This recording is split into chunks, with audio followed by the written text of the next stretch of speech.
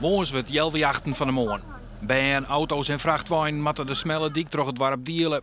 Dat smiet geregeld gevaarlijke situaties op. Er gebeurt een heel veel ongeluk, maar net zo ongelukken dat er meteen deerden bij vallen of dat het slim binnen, maar dat regelmatig de auto's wat op elkaar staan en dan flutteren ze in. Mijn boom had altijd een mooi verhaal dat de fietsen bij hem door de hagen vliegen. Ja, wij zijn natuurlijk aan het dikken, wij zullen echt wel keren 50 partij krijg gaan. Vooral in die bocht, hè, als er een vrachtauto aankomt, die matten ze een auto passeren. Dan komt krijgt hij een oorfietsen en die leidt vervolgens in de hagen. En we jaren daar is heel vaak piepje in de rem. Nou, je zit in de hoofd en je schrik je weesloos tegen. Wat is er nou weer aan hoor? Want het is echt, dit kan net. Dit is onhoudbaar. Dus echt wachten op het eerste slim ongeluk? Ja, en dan houd ik de gemeente wel aansprakelijk. Joen is er in het dorpshuis een bijeenkomst. Daar zal rietsleden vregen worden werd de roenwaai bloot. De politie had al eerder acties mooi maken in Woonswerd. Ze komen daarom joortek geregeld in het dorp.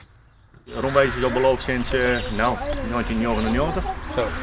En dat is ook nog vooruitskoud. Dat hebben we wel even, 46. Dus dan mag het maar eens wezen. Ja. Het is net alleen nog de onveiligheid. Nevens de inwoners rennen de huizen skeeën op door het verkeer. Er komen steeds meer scoren in, want eerst niet waan. Die een bijkaan. Dan krijg je dus vervolgens dat het ondirect begint te scoren.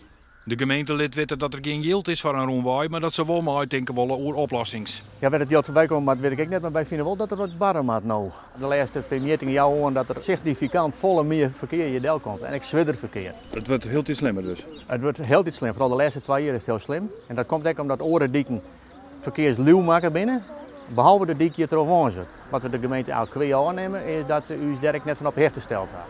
Het dorp had zelfs al verkeersrem in de maatregels na, maar die jouwen net volop. Daarom doen ze een beroep op de rietsleden. Mocht het al die misrennen, ja, dan worden er wel weer acties. Ja. Dan moet ik zien of we dat doen. Ja. Voor eerst dus maar goed uitzending in Woonswerd.